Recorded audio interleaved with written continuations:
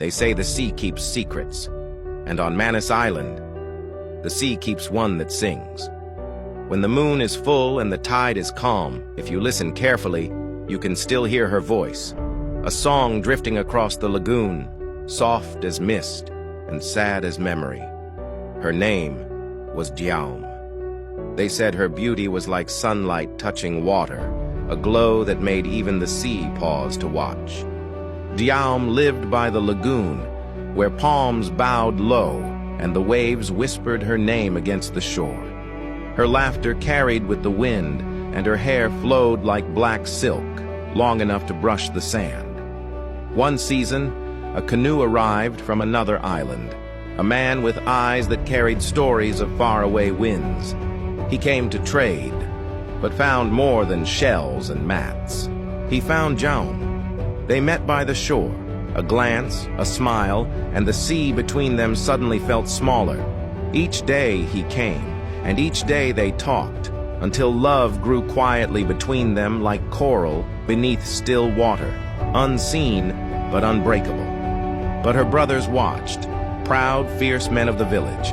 They saw the change in her eyes and feared it. They said no daughter of their clan would ever leave with a stranger across the sea. They forbade her from seeing him again. No canoe, no song, no crossing the reef.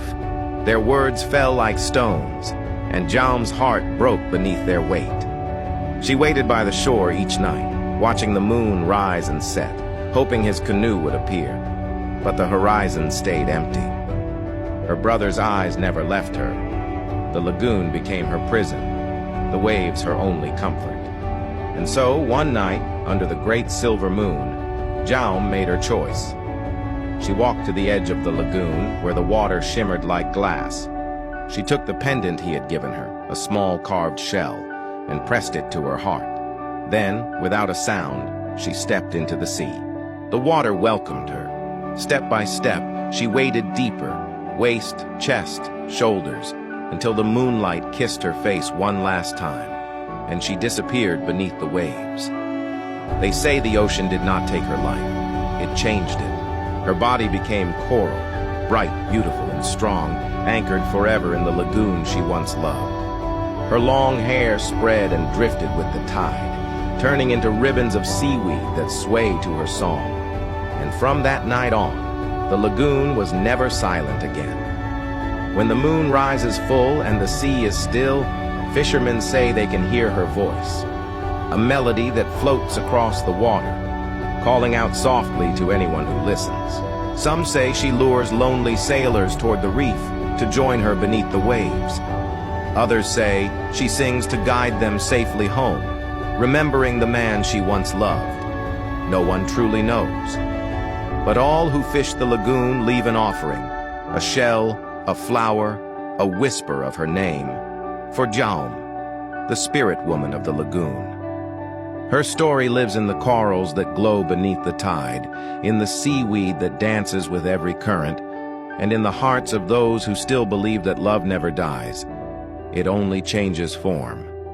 So when you stand by the shore on a full moon night and hear a woman's voice carried by the wind, listen carefully.